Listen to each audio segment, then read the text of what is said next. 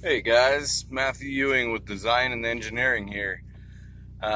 Just giving you an update on what we've got going on, what I've got going on, and sitting in the Project Ascent.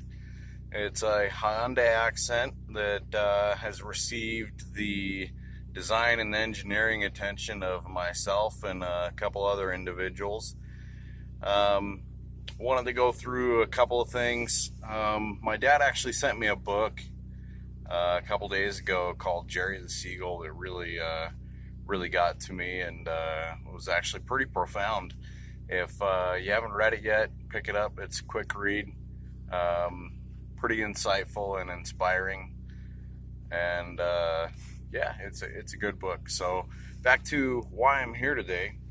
Um, the Project Ascent is again a Hyundai Accent, and you'd probably be wondering why I'd be working on a Project Hyundai Accent, being a fairly low on the scale of cars, being that I've worked on and built quite a few 240SXs, some Rally Imprezas, a lot of BMW 3 Series and 5 Series, and couple of different cars like that would really put this one to shame, at least in the popular perspective.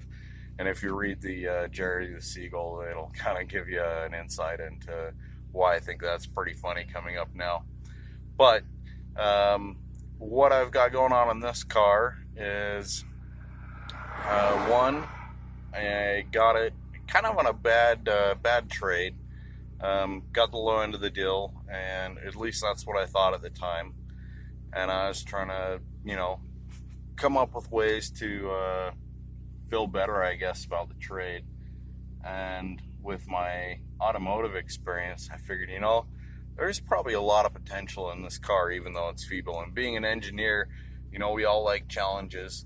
So this car kind of presented one of those challenges, and I like this in a lot of what I build and do is taking something that other people don't really value and just literally turning it into, well, not literally, but yeah, turning it into gold, something really valuable and really awesome.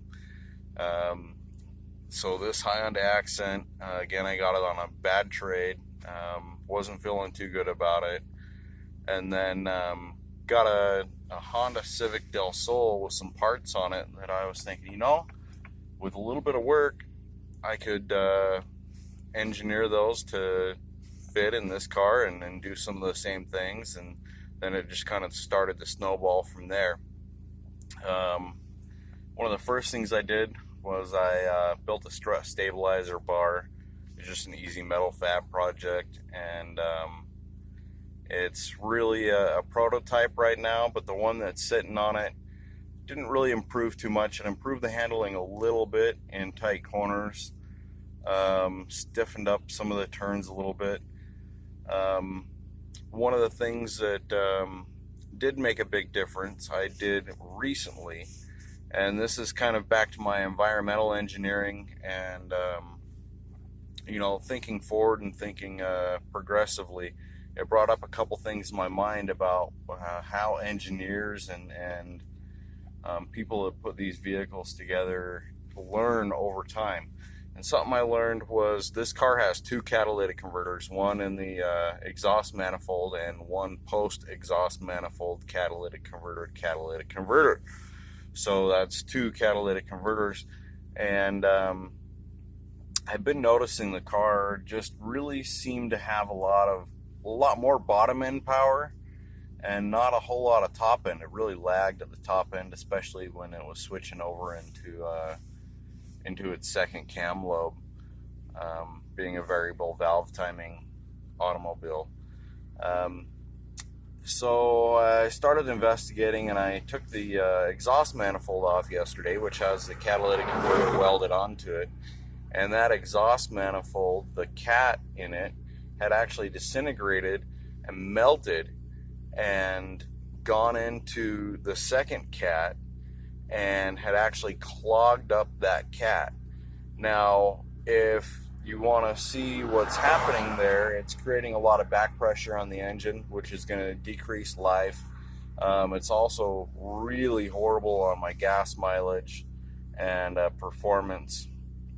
So it's really an odd double-edged sword. I mean, yes, catalytic converters can catalyze unburnt fuel, but if you're looking at it from an engineer's perspective as far as efficiency and environmental health and safety, Stoichio